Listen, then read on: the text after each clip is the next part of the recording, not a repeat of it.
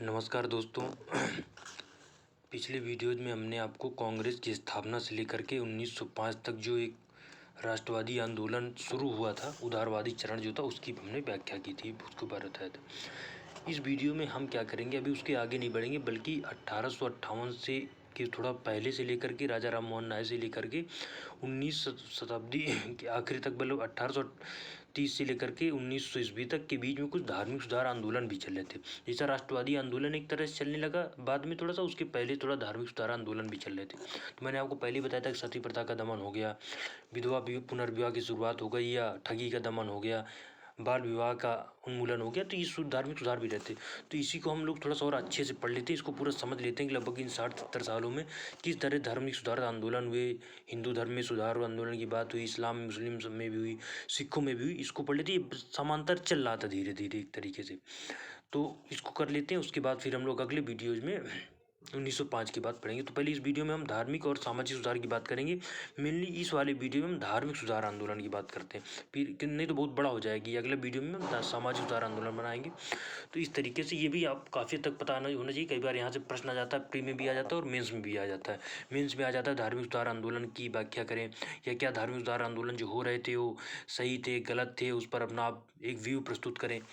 तो कुछ इसके सकारात्मक भी हैं, कुछ नकारात्मक परिणाम भी हो। तो हम लोग ये धार्मिक सुधार आंदोलन की शुरू करते हैं, ठीक है। मैंने आपको बताया कि राष्ट्रवाद के लिए जैसा की लहर एक शुरू हो चुकी थी। जिस दादा भाई नौरोजी हो गए, राजा राम मोहन राय, थोड़ा पहले राजा राम मोहन राय हो गया, ईश्वरचंद विद्यासागर हो गए, उसके बाद गोविंद जस्टिस रानडे हो गए। बाद में थोड़ा चले तो इस्लाम सिख धर्म में सुधार की शुरुआत हुई। उसके साथ साथ इस्लाम में हुई सैयद अहमद बरेलवी, सैयद अहमद खान। उसके साथ साथ हम देखें कि तो लगातार सुधारों की परंपरा एक शुरू हो गई थी कि धर्म में भी सुधार होना चाहिए। पहले क्या होता था, आप सारे काम धर्म के आधार पे, आप धर्म के आधार पे भारत के बाहर नहीं जा सकते हो। अगर आप चाहते हो तो आपका धर्म नष्ट हो जाता है। अगर आप धर्म के खिलाफ कोई भी कर्मकांड के खिलाफ कोई बात बोलते हो, कोई तर्क की बात करते हो, तो आपका धर्म नुकसान। तो इन सब में जो पढ़े लिखे बुद्धिजीवी वर्ग था उसने सुधार की बात की कि भाई धर्म, जब तक आप धर्म को एक अंधविश्वास, धर्म धारण करने का, ना कि अंधविश्वास बनाए रखें कि हर काम आप धर्म के नाम पर करेंगे, तो कभी भी आपका जो सामाजिक पिछड़ापन है ये दूर नहीं होगा। तो इसलिए उन्होंने सुधार की परंपरा को आगे बढ़ाया। तो जो धार्मिक सुधार आंदोलन का मेन उद्देश्य था कि राष्ट्रीय भावनाओं का विकास किया जाए, नई आर्थिक संस्कृतियों का उदय हो, शिक्षा का प्रसार हो, आधुनिक पश्चिमी विचारों तथा संस्कृति का प्रभाव हो, दुनिया के बारे में अधिक से अधिक जानकारी हो। सभी बातों को भारतीय समाज के पिछड़ेपन और लोगों के बारे में चेतना को नहीं बढ़ाया, बल्कि सुधार के संकल्प को। मतलब इसका मतलब ये था कि भारतीयों के जो पिछड़ेपन को दूर करने के लिए बहुत जरूरी है कि एक राष्ट्रीय भावना का विकास हो। कम से कम राष्ट्र तो बने, तो तभी हो सकता है जब हम धार्मिक अपने विचारों से उठे। नहीं धर्म पे ही फंसे रहे कि हिंदू हैं, मुस्लिम हैं, सिख हैं, ईसाई हैं। तो इसीलिए राष्ट्रीय भावना के विकास के लिए धार्मिक सुधार आंदोलन बहुत जरूरी था। उस समय के जो हालात थे धर्म को लेकर के, उसकी तो क्या चर्चा ही की जाए। इसने मतलब धर्म के नाम भी सारे कांड होते थे। इस वजह से क्या होता था कि कोई भी नया विकास, कोई ब्रिटिश इसी का फ़ायदा उठाते थे कि इनकी ये अपने धर्म के अंधे हैं। इस धर्मांधता का फ़ायदा ब्रिटिश ने काफ़ी उठाया और डिवाइड एंड रूल पॉलिटिक्स के लिए। तो जब विज्ञान, जनता और राष्ट्रवाद की आधुनिक दुनिया की, पूरी दुनिया में देखिए, यूरोप में आप देख लीजिए, उसमें ब्रिटेन वगैरह में देख लीजिए, आर्थिक क्रांति हो चुकी थी, प्रौद्योगिकी क्रांति हो चुकी है। धर्म सुधार, धर्म के नाम से ऊपर उठ करके लोग वैचारिक मतभेद, मतलब एक मजबूत वैचारिक विश्वास पैदा हो रहा था। वहीं भारत पूरा तरह अंध में दगड़ा था। सबसे पहले हम बात की थी ब्रह्म समाज की बात हमने पहले की थी। तो धार्मिक सुधार आंदोलन है, इन आंदोलनों के थ्रू हम बात करेंगे किस तरीके से इन्होंने कोशिश की थी कि धार्मिक सुधार किया जाए। तो मैंने आपको बताया था 1829 में ब्रह्म समाज की स्थापना हुई थी, जिसकी स्थापना राजा राम मोहन राय ने की थी। तो ये धार्मिक सुधार आंदोलन के द्वारा, जैसे सती प्रथा का दमन मैंने आपको बताया ही था, उसके साथ साथ और भी जैसा विधवा पुनर्विवाह की शुरुआत की गई। तो ये धार्मिक सुधार आंदोलन लगभग 14-15 साल 1843 में पहली तो राजा राम मोहन राय के बाद देवेंद्र नाथ ठाकुर, जो रविन्द्रनाथ ठाकुर के बड़े भाई थे, ने इसको आगे बढ़ाया। ब्रह्म समाज ने हिंदू धर्म की कुरीतियों को हटाकर उसे एक ईश्वर की पूजा पर आधारित किया। क्या हिंदू धर्म क्या है, बहुत सारे कर्मकांड है, पूजा पाठ, धर्म मूर्तियों को पूजा करना, इसका इन लोगों ने विरोध किया।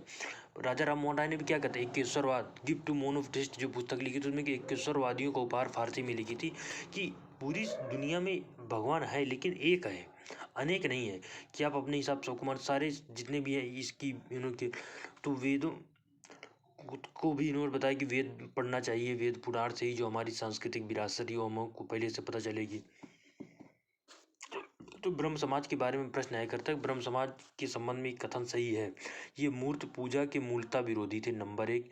ये अंधविश्वास कर्मकांडों के पूरी तरह से विरोधी थे। ये ब्राह्मणवादी परंपरा जो थी कि मतलब यहाँ की धर्म से ब्राह्मण के धर्म से क्या अपमानित करना नहीं, यहाँ ये मतलब है कि जो एक मतलब कि भाई एक ही वर्ग के लोग पूजा पाठ कराएंगे, वही जो कहेंगे वो सही होगा, जो दूसरे कहेंगे वो गलत होगा, इसके विरोधी थे ये। ठीक है, इसको नकारात्मक नहीं लेना है।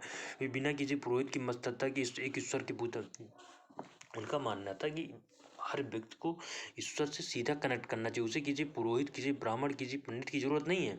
इस तरीके से ये ब्रह्म समाज जो था वो लोगों में सुधार के लिए, अभी आप देख रहे हैं पहले बहुत ज़्यादा होता था। अगर किसी ने कह दिया कि ये ऐसा नहीं ऐसा होना चाहिए तो लोग मान लेते थे कि नहीं भगवान नाराज हो जाएंगे। ठीक है, तो इसलिए ब्रह्म समाज के लोगों ने जाति बाल विवाह का जमकर विरोध किया। जाति की भाई सारे काम क्या होता था, जाति के नाम पे होते, जाति के नाम के खाना पीना, इतना शादी विवाह होता था। विधवा पुनर्विवाह समेत स्त्री कल्याण के सभी उपाय होते थे। स्त्री पुरुषों के बीच आधुनिक शिक्षा के प्रसार में भी ये समर्थक थे। देखिए इन्होंने जो धर्म सुधार ब्रह्म समाज ने किया, इन्होंने जाति प्रथा का उन्मूलन की बात की, इन्होंने स्त्रियों की शिक्षा की बात की, इन्होंने बात की कि बाल विवाह नहीं होना चाहिए, इन्होंने बात की कि विधवा पुनर्विवाह होना चाहिए, इन्होंने बात की कि आप मूर्ति पूजा कर्मकांड की जगह अपने ईश्वर को खुद से जोड़ें, खुद से आप ईश्वर से कनेक्ट हों। कि मतलब कि ये नहीं कि आपको किसी पुरोहित की जरूरत पड़ रही है, आप खुद पूजा पाठ करें। इस तरीके से ब्रह्म समाज के बारे में कभी कुछ आता है तो आप इतना लिख सकते हैं, इतना मेन पर्याप्त है। ये तो था पश्चिम बंगाल। कई बार एरिया दे देता है बीपीएससी में, एक बार एरिया दे दिया था ब्रह्म समाज कहाँ, तो पश्चिम बंगाल वाले रीजन में। ठीक है, ये याद रखना। महाराष्ट्र में धार्मिक सुधार आंदोलन। महाराष्ट्र में परमहंस मंडली की बीपीएससी 67 का प्रश्न था कि परमहंस मंडली की स्थापना हुई महाराष्ट्र में, पश्चिम बंगाल में कहाँ हुई, तो महाराष्ट्र वाले एरिया पहली बार सोचा। ठीक है, उसके बाद इसका भी उद्देश्य मूर्ति पूजा जाति प्रथा का विरोध, इसके साथ साथ लोगों को नए तर्क के लिए जागरूक करना, किसी के अंधविश्वासों पर विश्वास ना करना। ठीक है,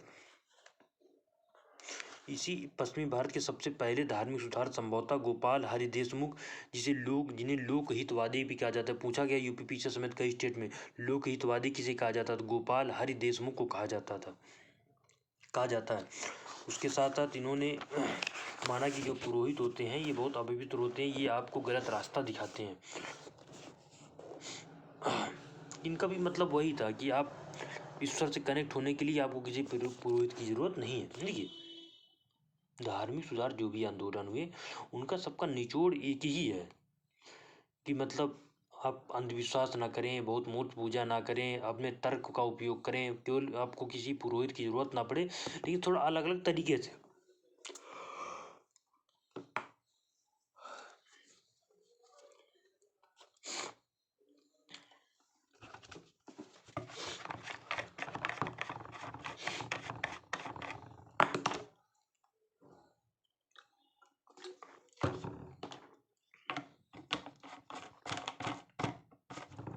उसके बाद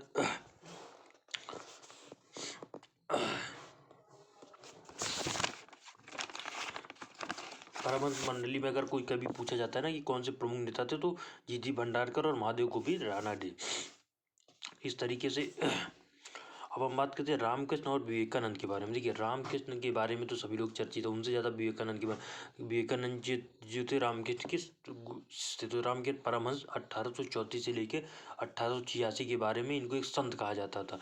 इन्होंने नैतिक जीवन अपनाया, ये त्याग ध्यान भक्ति के मार्ग का अनुसरण करते थे। साथ में ये धार्मिक नीतियों में अंधविश्वासों के विरोधी थे। ये मनुष्य ईश्वर की सेवा है, क्योंकि ये मानते थे कि ईश्वर मनुष्य है, मनुष्य ही ईश्वर है, मनुष्य की सेवा करना ही ईश्वर की सेवा है।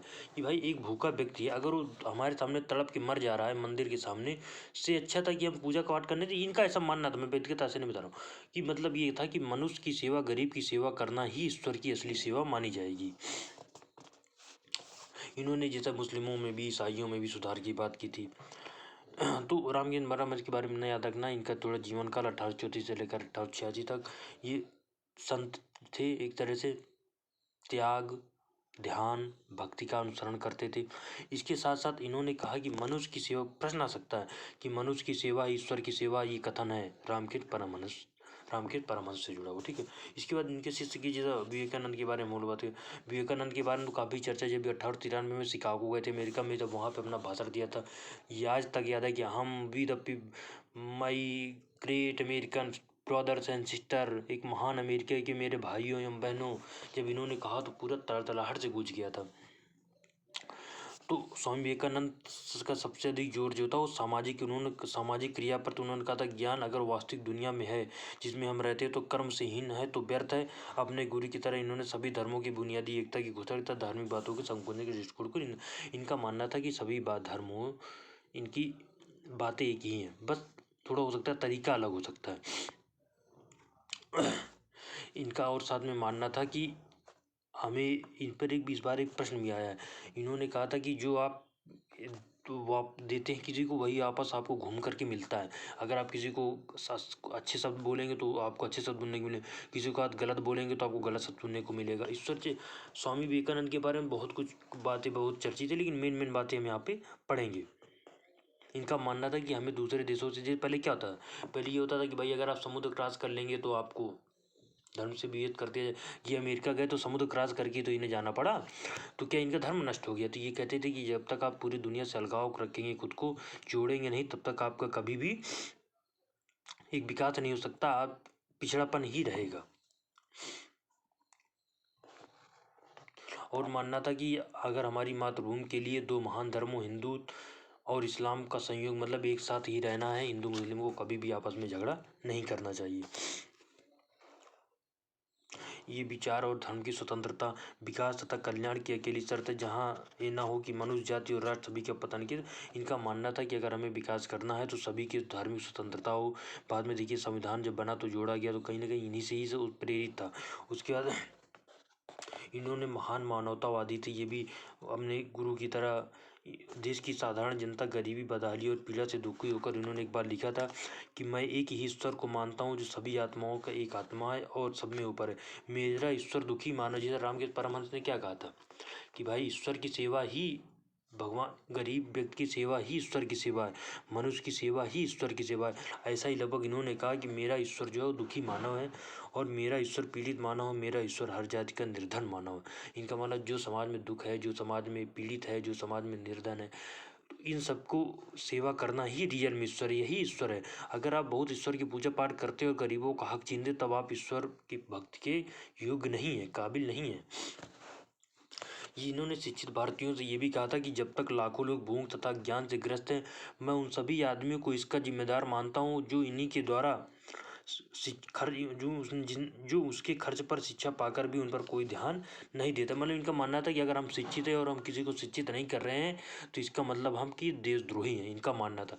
इन्होंने और भी कहा था कि शिक्षा जो है, अगर इन्होंने कहा था कि अगर महिलाएं पढ़ें बढ़ें आगे, लेकिन ये चरित्र की कीमत पर हो तो मैं नहीं चाहूँगी। इनका मतलब कि महिलाओं पुरुषों की चारित्रिक मतलब मजबूती की ये पक्के समर्थक रहे। शिक्षा के बारे में तो इन्होंने कही दिया कि भाई मैं उन सबको दोषी मानूंगा, देशद्रोही मानूंगा जो शिक्षित हैं लेकिन दूसरे की शिक्षा के लिए कोई प्रयास नहीं कर सकते। इन्होंने रामकृष्ण मिशन की स्थापना की थी 1896 में, तो ये भी याद रखें। इनकी उम्र बहुत ज़्यादा नहीं थी, 39-40 साल में इनकी मृत्यु हो गई थी, लेकिन इनको अपने छोटे से जीवन काल में भी जिस तरह का इन्होंने लोगों को जागृत किया, हिंदुत्व का प्रचार किया, जिस तरीके से ये इन लोगों के धार्मिक कुरीतियों पर आघात किया, ये आज भी सभी को। स्वामी विवेकानंद के बारे में तो अक्सर चर्चा करें। इनके जन्मदिन 12 जनवरी को हम लोग मनाते हैं कि युवा दिवस के रूप में मनाते हैं, 12 जनवरी से 12 अगस्त शायद, तो युवा दिवस के रूप में मनाते हैं, ठीक है।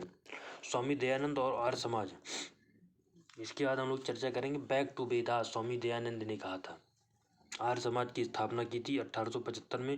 स्वामी दयानंद ने, पूछा जाता है आर्य समाज की स्थापना कितने थे, स्वामी दयानंद, इनका मतलब था कि हमें वेदों की ओर लौटना चाहिए। मतलब कि जो हमारे वेद हैं ये हमारी पुरातन संस्कृति का एक प्रमाण है कि हमारी संस्कृति कैसी थी। हमारे यहाँ देखिए, चाहे तो वैदिक काल में रहा हो, चाहे सिंधु घाटी सभ्यता में रहा हो, चाहे तो मौर्य काल में रहा हो, चाहे तो अशोक के पीरियड में रहा हो, जो हमारा एक सांस्कृतिक मजबूती थी वो कहीं ना कहीं इस्लाम पे आने पे आघात के कारण ये नष्ट हुई। बाद में जो कुछ बचा था वो ब्रिटेन ने नष्ट कर दी।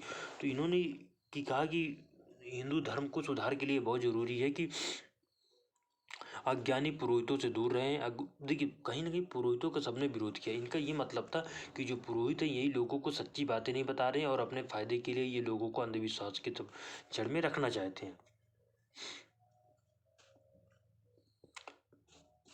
इन्होंने हिंदू कट्टरपंथ के समस्या के बजाय सभी धर्मों की एकता की बात की। उसके साथ साथ इन्होंने स्त्रियों की दशा सुधारने, उनमें शिक्षा का प्रचार करने, देखिए इन्होंने भी शिक्षा के लिए काम किया। स्वामी परमहंस ने भी काम किया, स्वामी विवेकानंद ने भी काम किया। तो कहीं ना कहीं ये उनको पता था कि स्त्रियों का जो पिछड़ापन है ये पुरुषों के अपेक्षा ज़्यादा है, आज भी है। इन्होंने 1902 में हरिद्वार के निकट गुरुकुल की स्थापना की थी। स्वामी सिद्धानंद ने, इनके गुरु स्वामी दयानंद के शिष्य स्वामी सिद्धानंद ने हरिद्वार में एक तरफ एक गुरुकुल की स्थापना की थी। ये हो गया, ठीक है। तो इनके बारे में क्या याद रखना है? स्वामी दयानंद आर्य समाज की स्थापना 1875 में, डेट आता है, कई बार क्रोनोलॉजी लगाने को दे देता है।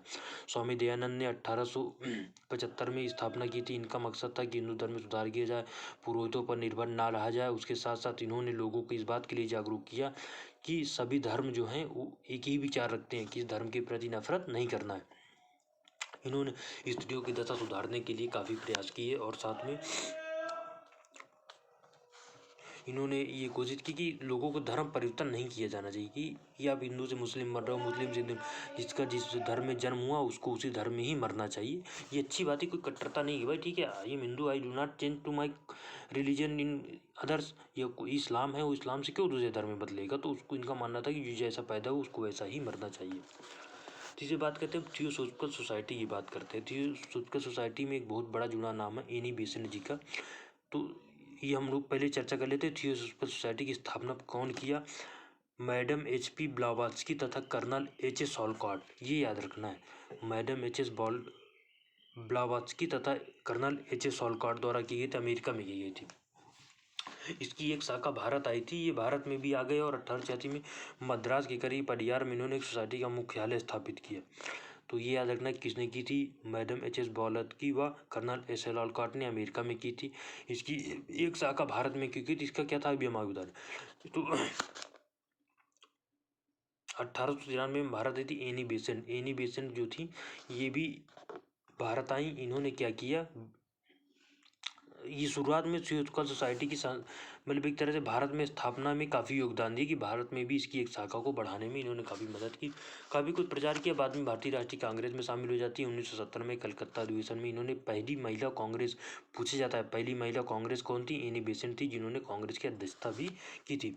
इनका मत था थियोसॉफिकल सोसाइटी का कि हिंदुत्व, जरदुश्त मत, पारसी और बौद्ध जैसे प्राचीन धर्मों को पुनर्स्थापित तथा मजबूत किया जाए। इंद्र के जैसे हिंदुत्व धर्म हो गया, जैन धर्म हो गया, बौद्ध धर्म हो गया, पारसी धर्म हो गया, ये जो कट्टर धर्म नहीं है, मतलब कि जिनमें कट्टरता नहीं है, इनका अधिक से अधिक प्रचार किया जाना चाहिए।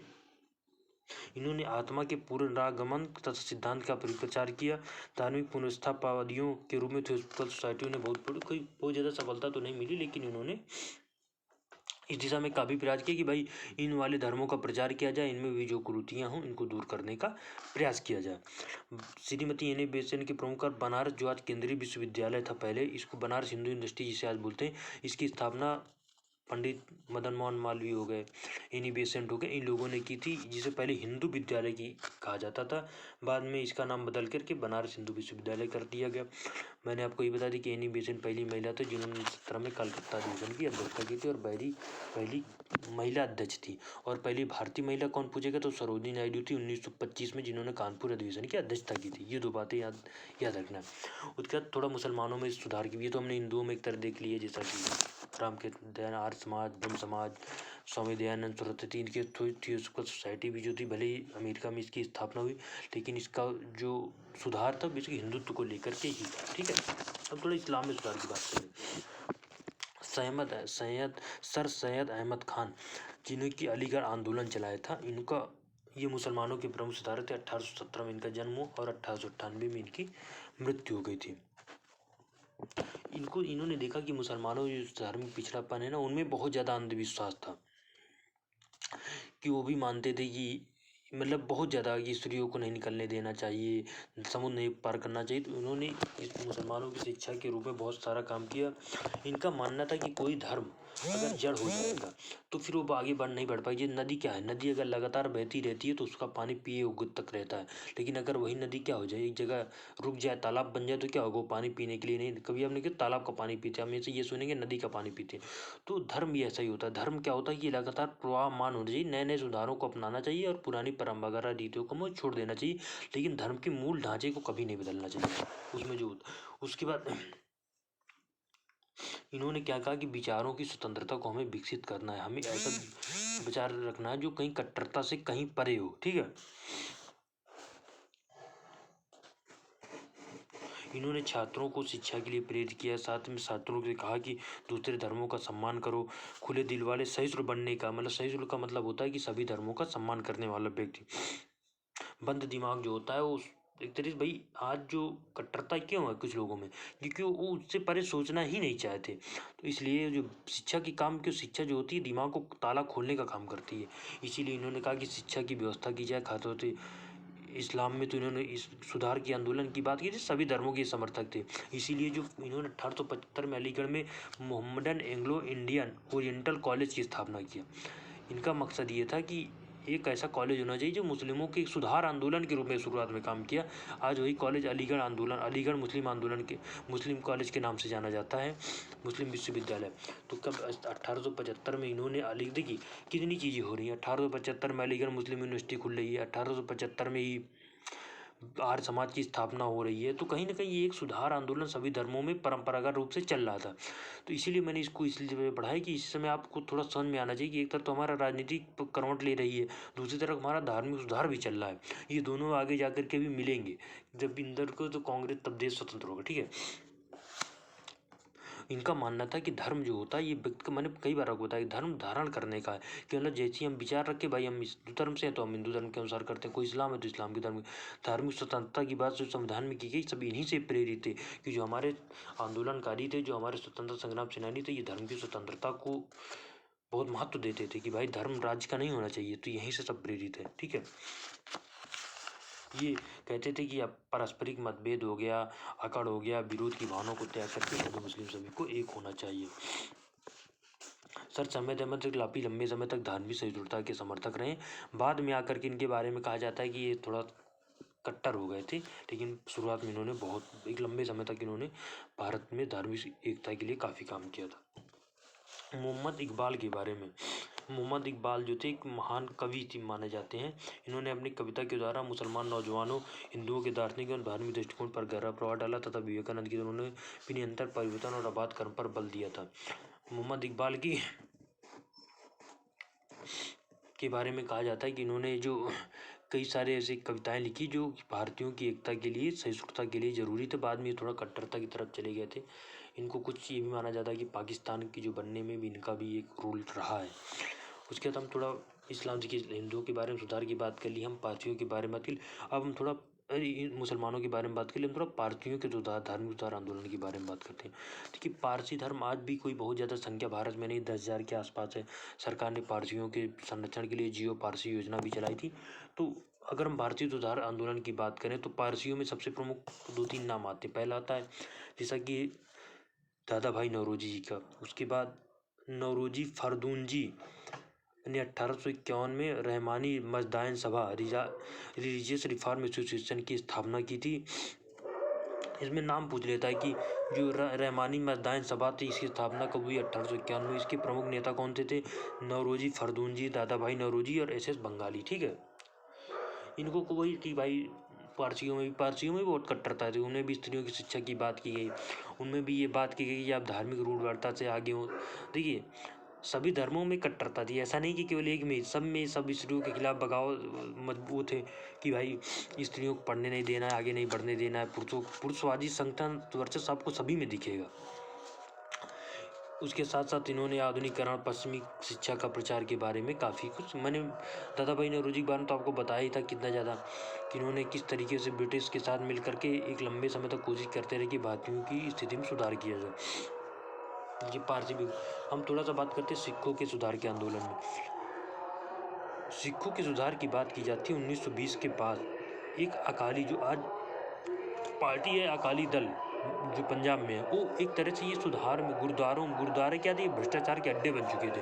तो इनमें सुधार के लिए अकाली दल की स्थापना की गई थी कि भाई भ्रष्टाचार हो। सिखों में जो धार्मिक उदार आंदोलन अकाली आंदोलन से शुरू हुआ।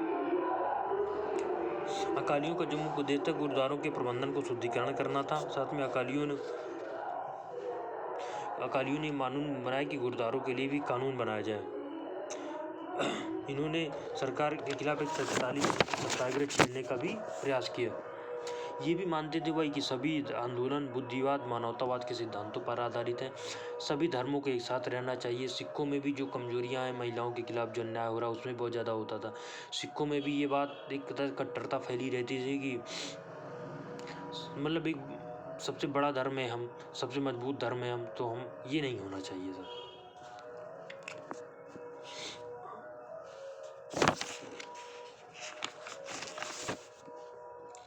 सिखों में भी जो शराब का सेवन हो गया, इन सब के नष्ट करने का इन्होंने काफ़ी कुछ प्रयास किया। तो इस तरीके से हम देखिए फाइनली अगर हम धार्मिक सुधार आंदोलन की बातें करें, सबका क्या था कि सबका मूल वही है कि आप सभी धर्म को आपस में सही, पहले धार्मिक सुधार में सबसे जरूरी है धार्मिक सहिष्णुता हो कि सभी धर्म के लोग एक रहें। उसके साथ साथ लोगों में इस बात का प्रचार प्रसार किया जाए कि आधुनिक हमें शिक्षा से जुड़ना है, हमें स्त्रियों का समर्थन। अगर पेपर में आता है तो आप ऐसे लिखेंगे, आपको कोई एक बढ़िया व्यू बना करके लिखेंगे कि सभी धर्मों में स्त्री शिक्षा की बात की गई, सभी धर्मों में ये कहा गया कि सभी के विचार अलग हो सकते हैं, पूजा मान्यताएं अलग हो सकती हैं, लेकिन ईश्वर एक की बात की गई। मूर्ति पूजा कर्मकांड, उसके साथ साथ जो पुरोहितों को हम इतना ज़्यादा मान्यता दे रहे हैं उस पर हमें कमी करनी, हमें सीधे ईश्वर से कनेक्ट करना चाहिए। उसके साथ सभी धर्मों ने इस बात की शिक्षा दी कि मानव जात सबसे बड़ी जाति होती है, मानवता सबसे बड़ा धर्म होता है। तो इस तरीके से कहा जा सकता है कि केशव चंद्र सेन ने इन सबको पढ़ने को भी एक बार कहा था कि ये मत है नहीं है कि सभी धर्मों में सभी सत्य सभी धर्मों में पाए जाते, बल्कि ये है कि सभी धर्म स्थापित सत्य हैं। सभी धर्म एक, ये बात सही कि धर्म सत्य सभी धर्मों में है, ये बात सही, लेकिन हकीकत ये है कि सभी धर्म ही सत्य हैं। तो ये प्रश्न पूछा जा सकता है कि ये कथन किसने कहा था कि हमारा ये मत नहीं कि सभी धर्मों में पाए जाते हैं सत्य सभी धर्मों में पाए जाते, बल्कि ये है कि सभी धर्म जो है स्थापित सत्य है। ठीक है, तो इस तरीके से हमने धर्म की, अब हम थोड़ा धार्मिक देखिए, ये तो बड़ी बड़ी बातें हो गई कि धर्म के सुधार में ये कर लो करो, लेकिन उस समय की वास्तविकता की थी क्या रात पर, ये हमें अभी धार्मिक सीमाओं से पता चलेगा। तो आप देखिए कि जो धर्म सुधार आंदोलन हुई थी, कोई बहुत बृहद रूप में नहीं लिखे थे, बड़े बड़े लोग आए, बड़े बड़े बातें करके चले गए, तो कोई इनका बहुत जनता तक प्रभावी नहीं हो पाया। कोई भी धर्म रहा हो, चाहे तो शायद इस्लाम में सुधार की बात करी हो, चाहे सिखों में रही हो, चाहे तो हिंदुओं में रही हो, चाहे पारसियों में रही हो, तो कोई बहुत ज़्यादा इनका धार्मिक जो दृष्टिकोण जरूर रहा होगा अच्छा, लेकिन इनका जनता तक कोई बहुत ज़्यादा कनेक्शन नहीं था। बहुसंख्यक किसान और गरीबों को जनता तक नहीं पहुंचा, और ये लोग अंततः परंपरागत रीति रिवाजों में अभी भी किसानों की, दलितों की, पिछड़ों की वही परंपरागत रीति रिवाज है। ये आंदोलन मुक्ता भारतीय समाज में शिक्षित व शिक्षित भारतीय नागरिकों का इस कुछ सीमाएं भी अगर पूछ लेता है तो इसको आप लिख सकते हैं।